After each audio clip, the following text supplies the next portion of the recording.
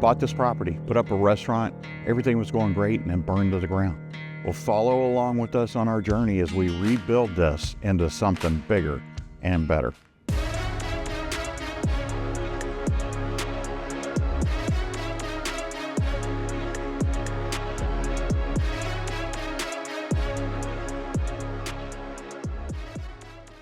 I wanted to bring you guys out here and take a look. We're on the driving range, of course, and so the big idea here is to put an RV park, glamping park, out in this area. I mean, Andy, what are you envisioning when it comes to camping? I mean, you do some camping, so what are you thinking? I mean, first of all, it's like a blank slate out here. You know, I mean, I think I envision this as being sort of a campsite in which, or a campground in which people have a little bit of space, right? So it's not one right on top of each other, and you know, some landscaping, some trees. But again, this is a blank slate. There's very little that you got to do other than grading out here. I think the hardest part is getting people from off the road, you know, into the campsite. I mean, I think a bathhouse in the middle, maybe a small dog park for people to bring, you know, that like to bring their dogs. But you know, I mean, I think you like to do nice things, like, right? And it's all about community, right, for you. So bringing people in and giving them everything they need at a campsite to keep them here, you know, restaurant and all that, you know, pool, maybe a splash pad down here, you know, get the kids involved, scavenger hunts and that type of stuff. As far as exactly how it looks, you know, I'm not, you know, but I sort of envision people having a little space in between one another and being able to still mingle with their neighbors, but also be, you know, have some private time, you know. I don't know, Rob, you always have great ideas and input on everything, and we joke about that all the time. That's why I'm the idea guy, Dave. You're the idea guy, man. So I wanted to bring the idea guy out here. When you look at this and you think about camping and glamping and all that, and then maybe, you know, as it pertains to like the restaurant and everything else, what do you think? Well, I think what Andy was saying is true. I'm not a big camper, but when I have camped, I always think everybody's jammed into a close spot. Usually you don't see people out and about doing things, and I think this could be different. I think this could be something where everybody's getting involved. I think it all ties in great with having the restaurant, the golf. You can get everybody out here. The biggest thing I like about this place, because I'm not a golfer either, I just think the property's beautiful. And so I think it would be perfect. And you're separated from the golf course, right? You're sort of like, there's that separation, because a lot, and I don't know this to be true, but a lot of campers, I don't suspect are huge golfers. Yeah, I don't think so either. And, you know, I'm just guessing, but I just don't see really that crowd that would come glamping and RVing being the same crowd that would play golf. I mean, some probably yeah, I think some will, and I think some that aren't big golfers will go just do it for the experience too. But yeah, I'm with you. I just think it's a different crowd. So having it separated is sort of a, you know, benefit. It's not like this property's among the golf course, really. It just sort of borders it. So I think that's a good part. And then of course the lake, you know, the lake up there, you know, whatever we decide to do, whether you put campsites in that are lake view, you know, or, you know, water frontage campsites, which would be cool too. You know, a stage down here on the driving range or on the tee box here, you know, something like that would be, you know, awesome. I just think that there's a lot of potential out here. I think we all agree there's a lot of potential, and for a driving range, it doesn't exceed its potential by any means. You know? Right, yeah, it's a valuable piece of property, really.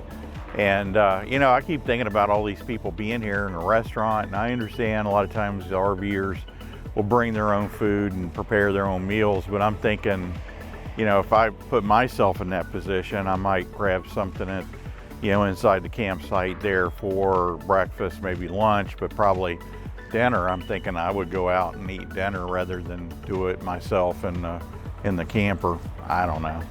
No, I mean, I agree with you. I think most of those people are maybe eating once a day at the restaurant. I know I would when I go out, because you're doing other things and time gets away from you, so you're trying to, maximize your time, and sometimes that's not cooking, and it's just grabbing a bite or making a reservation and everybody going up there and having the family having a nice meal. Yeah, and when we get in the carts and ride up to the lake and take a look from that angle real quick. All right. I'll race you.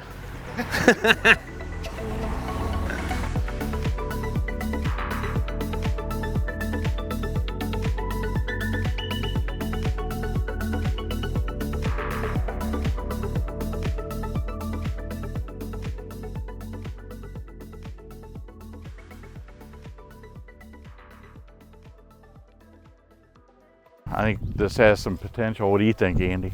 Yeah, I mean, I love the view of the golf course, and I love the lake front view or the water view, and then if you put a camper right here and they back up to the pond, it's a great backyard. But while they're here, this is I don't know. I would be all into it if I was And if they a go camper. too far, we get extra for pulling them out. Yeah, absolutely, absolutely. Yeah, and we have the Loch Ness Monster out there, evidently.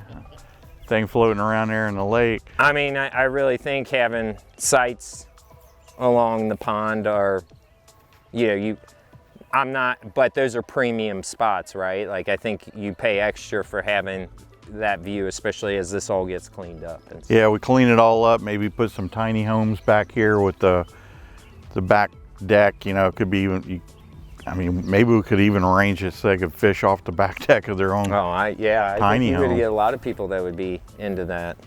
Put a grill right there, you pull it, you clean it and grill it. Yeah. Yeah, I mean, and you have access around the pond that if that's a possibility to put tiny homes around the backside of it, that would be, a great secluded spot for people. Yeah, I have to check into that for sure. But yeah, it's beautiful back here. We clean it up. You got a view of the golf course. Yeah. I think it's a great spot. All right, Rob, you all in on this? What do you think? I think it's a go. I think we need to start checking it out, and I'm going to do a little research on Google and see what all I can find out about the RV glamping business itself. Something I've never really been into. So, I have to say I like it because there's no cost of goods sold per se. It's not like you have to buy something and then resell it. You're selling space. It's like golf, you're selling space. So. Yeah.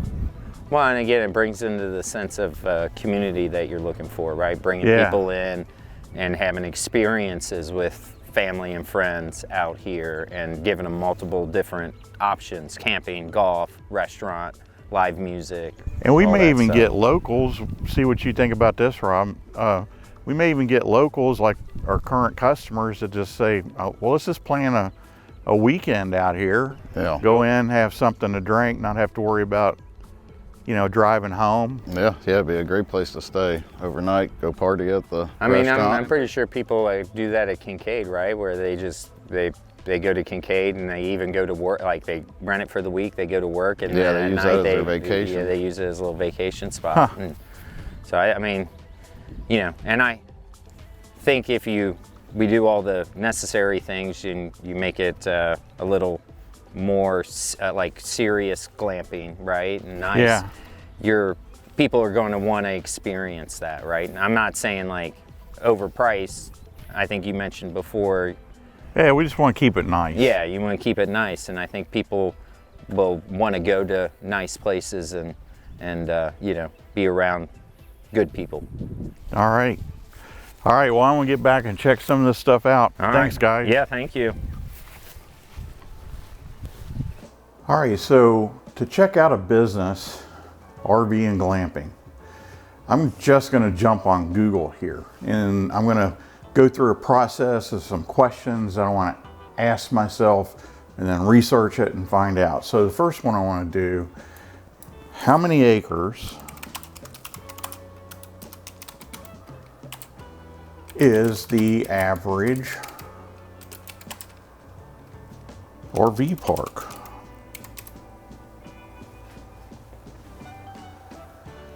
All right, modern RV park campground should have at least 10 acres of usable land. Accommodate 10 sites per acre, so that's 100 sites on 10 acres. This includes space for amenities and buildings. Smaller campgrounds with fewer than 50 sites need at least 5 acres. Medium-sized campgrounds need 10 to 15 acres, and large campgrounds need more than 15 acres. Okay, well, we're set. I mean, that, to start off with, we have about 37 acres to deal with, so that's fantastic. All right, next question I want to answer. How many RV sites per acre? I mean, it said 10, I think, but I want to check this in a separate question here.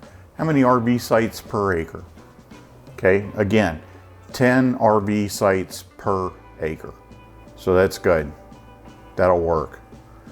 All right, next question.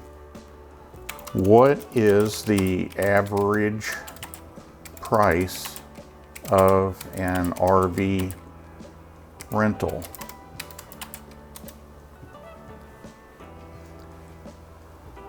Okay, the average cost to rent an RV can vary from $70 to over $300 per night. Now, I can tell you, when it comes to business, I'm not going to be on the cheap end. I'm not saying I'm going to be on the most expensive end either, but I'm definitely not going to be on the cheap end. So with this question and this answer, I need to know what's the difference between a $70 a night RV spot and a $300 a night RV spot, because I want to be leaning towards the upper end, not the lower end. Something like, what do economical RV parks have? So what do economical RV parks have? So they have hookups for water, sewage, and electricity. But it says some RV parks with amenities under $350 per month include, okay, so 20, 30, 50 amp electric, water, sewer, trash pickup, concrete patio and picnic table, showers, restroom, dog park, and on-site management. Okay. Next question is going to be, what do high-end, more expensive RV parks have? RV resorts are known for their high-end facilities and luxurious amenities, which come with higher price tag. These resorts often offer activities like golf courses. Wow, right there. Spas, upscale dining options. Boom, again, right there. Okay, so a luxury RV park, we're talking about services and features that cater to travelers who view the journey itself as part of the adventure. So gated entrances, spacious paved sites, high-speed Wi-Fi. Oh, that's got to be a must, because I'm sure that a lot of people that come to RV sites probably work from home and they just take their home and travel around the United States. That'd be pretty cool. So high-end, high-speed Wi-Fi. Beautifully landscaped surroundings and possibly some recreational facilities such as pickleball courts, of course. So one more question, I think, because I always look for the experts. I wonder how many different consultants there are for the RV business out there. So I wonder if maybe there's a consultant that stands out from the rest. So I'm just going to go back here to Google it. RV campground consultants. All right. So whenever you Google something, of course, you always have the sponsored sites that come up first. I usually go past those. And the first one past the sponsored, Campground Consulting Group. Okay, nice website. That's one thing I want to look at. How up to date's their website. Looks pretty nice. Pictures of different things they've done. Looks good. Podcast. Okay, they're at different trade shows. And always look at the dates too. Have they updated the list here recently? So here are dates. May 15th, May 17th, and that's in the future. Another one, November the 4th and 7th, a little pop-up there to fill out a form. I'm gonna go back to the top and take a look here at their team. Because I wanna know, is this a one-person operation or what? Okay, there's a president, consultant, consultant, consultant, consultant, consultant, wow. Consultant, consultant, consultant, website design strategy consultant, consultant, consultant, consultant. Man, this is a huge company. Wow, impressive. Okay, before I dig any deeper here, let me jump back. Let's go to another company and look them up.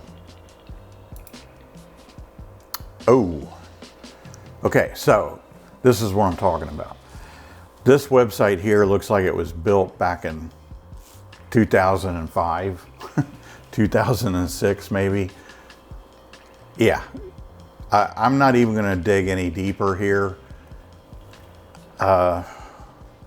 Website's terrible. I don't want to do business with somebody who has a website like this. So back to the drawing board. Okay, this website, let's dig a little bit. It's better than the last, but not as good as the first. All right, services, clients, about us. Okay, let's see here. About us, usually you're gonna have your staff here. So I see maybe 2 people. Okay, but again, the website, nothing like the first one that we saw there, which is probably why they came up on Google first. And I went past the sponsored sites, so they appeared first on Google. So that's all I want to see here. Website's not impressive. Let's see, this is an RV park layout and design firm. Okay, wow. Nice picture to start off with.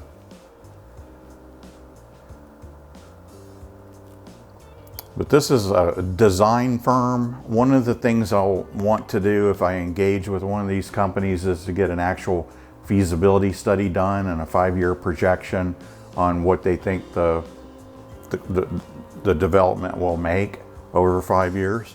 So this group here does the design and layout.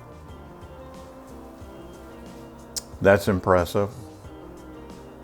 Okay, really nice website, a lot of different examples.